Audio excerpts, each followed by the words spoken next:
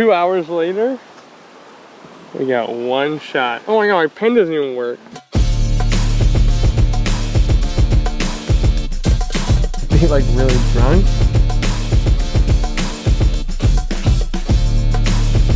What is it, yum, yum, yum? 24 golf, take 1, mark. I'm baked right now. So today is day 3 out of 5 on the production. We went through our more heavy day yesterday, and today We got to wrap the party, we got to meet Kyle, and we got to do some pretty cool movie magic. A lot chiller than yesterday. The energy of day 3 was really nice and a lot more relaxing. We got the crazy shit out of the way, and now we were just third day in this house, third day with this crew. We know what we're doing. People are more efficient, more comfortable. We just got shit done. For all background, we'll do stronger reactions. Day 3, we have way less extras than we did on day 2. The way we made it feel big, just made sure that there was always someone passing through the shot, making it feel like there's movement. This is basically the Francis Ford Coppola theory in Apocalypse Now, where he said, we need a helicopter in every shot, because that made it feel like it was crazy.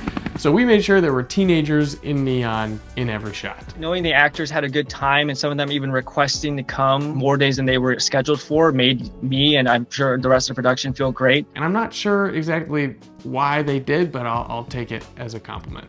When you're dealing with high school aged people, I think some of them came back because they were starting to like each other a little bit. What's up, Fisher? Kyle! Let's talk about Kyle. My favorite character? Am I allowed to say that as the writer? Kyle reminds me of the bully from Recess. It was kind of an obvious choice. When you look in Snag's eyes, it is so captivating. The scene we spent the most time on this day and we wanted to put the most care into was this confrontation scene between Fisher, our protagonist, and Kyle, our villain. The dynamic between Snag and Quentin was palpable because they were perfect foils for each other. Snag is rooted in the ground, in control. Quentin is loosey-goosey, airhead. And so that clash, that contrast is so fun to watch. Snag and I did a play together in college. Acting with Snag was very nice because there was a familiarity there. I feel like we play off each other very well. We have very easy chemistry. I can't take him seriously is a lot of the problem. So having to be like bullying him, like, I don't know. He's making that face and I just want to be like, cut that out. And I am kind of already genuinely afraid of Snag, and so it wasn't that hard to pretend like I was afraid of Snag. Scary in a way that they're like so much cooler than anybody that I know. I guess maybe I do want to be mean to him, yeah. It's such a joy for me when the actors make my job so easy. I'm sure I gave direction, but I didn't have to do much. They made the scene happen. Working with Colin as a director was idyllic. Kind of difficult, honestly. He's really hard to read. Working with a director who is also an actor is perfect because he knows how to talk to me. He's not super clear about what he wants. He was just very professional in general. And he's very hands-off. I kind of forgot he was there, honestly. I felt very prepared because of the way Colin structured pre-production. He just wasn't very present. I don't think he takes it very seriously at all. Wow, guys, last shot in the basement.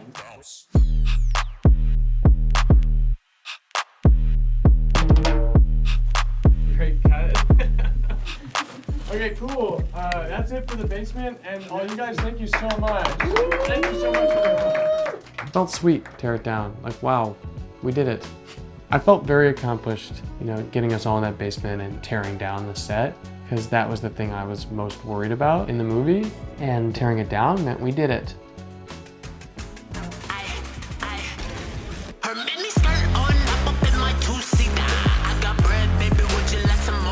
The particular scene that helped me lock into who Kyle was sitting in Kyle's chair. The giant, huge chair that just kind of swallowed me. Yeah, I was like, yeah, I got it. In high school, there was this guy, in his parents' backyard, there was a garden shed that they let him convert into like a smoke shed, which when you're in high school, you're like, that's the coolest thing in the world. Now it's like, yikes. So I wanted Kyle to have a shed like that. We didn't know if it was going to be a bedroom or kind of a garage, and I think we landed on garage just because it was easier to smoke in there. We just set up one frame in that garage and Sophie decorated the heck out of it. We basically decided to fill it with blankets, tapestries, a big gross chair, a bunch of trash, magazines, and of course a laptop playing World Star Fights. I liked that Snag learned to actually play with a butterfly knife. The garage ended up being kind of like a modular space. We set up chairs, and so the entire crew is just watching this fun little frame. I just found that really funny. It felt like we were on set. We created our own little soundstage. I personally liked that we made our own gravity bong. Yeah, I unfortunately did know how to make one. Again, another important thing that I do on set. Really took me back to my grimy teenage years. Cool, cut. Tail slate. Awesome, that was it. What you want from me? Can't switch my priorities, shit's hard for me. Scared that I might fall in love, shit's not for me. Not right here, right now, pipe down, just stop for me. You scheduled me out well. Cause we just friends. You know that I don't need a man. But once a week, keep asking me when. I'm so tired. Fall in love, maybe overtake. Then there'll be more than friends. Oh my god. Woo! Fire, dude.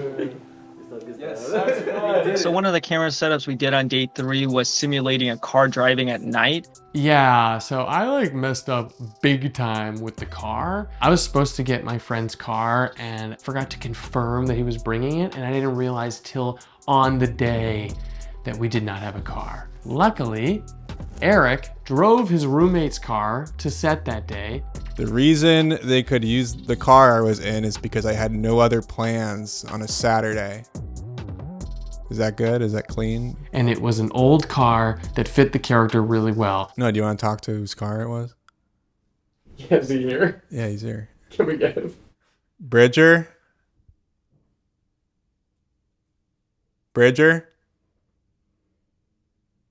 That's the type of mistake that can totally mess up the movie, and he certainly saved the day. Yeah, well done. The boys are driving high. Don't do this. Something that I did a lot growing up. Sorry. I wanted the scenes where the characters were high to feel relatable. I wanted anyone who smoked weed to be able to watch this movie and be like, yes!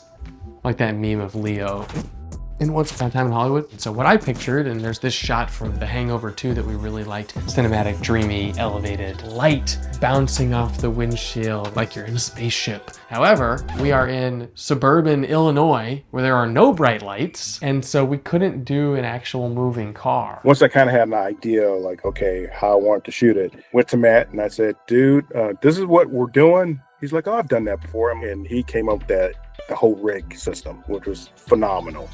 We're rigging up the car rig gag right now, so it's gonna look like the car is actually moving. They're gonna be like passing street lights and as if they're actually driving the car. Connar, I worked with him previously, and one of the biggest accomplishments he gave to the film was being able to clamp 2 branches together of a tree so we could get a shot. That's the most innovative thing I've ever used a clamp for. It was great to see the true indie spirit come alive with making a stationary car look like it's moving. So we had 3 people manually operating spinning lights from 3 different directions, and then we had people pushing the car. And I think we simulated that pretty well. I was really excited with how it turned out. This is why you hire good people, because they're gonna be so creative and specialized in their field. Like, he's just a master at lighting, and so we got really lucky with that. I was like, okay, this actually, damn it, we did it. I love that shot. Hey guys, that's a wrap on the day. Good job, man. Wrap on the weekend. See you guys next weekend. First weekend done. It went really well. People worked extremely hard. We're extremely creative, and without that, there's no way we would have gotten all this shit done. So I'm really happy with the job everyone's done. I feel very lucky. It felt great to wrap early on day 3. I'm always a little skeptical though, because I'm like, Why are we wrapping early? Shouldn't we get more shots? End of the first weekend, we're out of the house. We've been in this house for 3 days. Super grateful that Sophie and her parents lent us this house to make a movie in. I felt good knowing we got just about everything we needed, knowing that we need to come back the next weekend and just really hammer home what we needed to get done. By now, the crew and the cast are basically a well-oiled machine, so it was mostly just about looking forward to the next weekend. We had a lot of fun stuff to shoot left, and let's bring the movie home. Nice. Still got it. Still got it.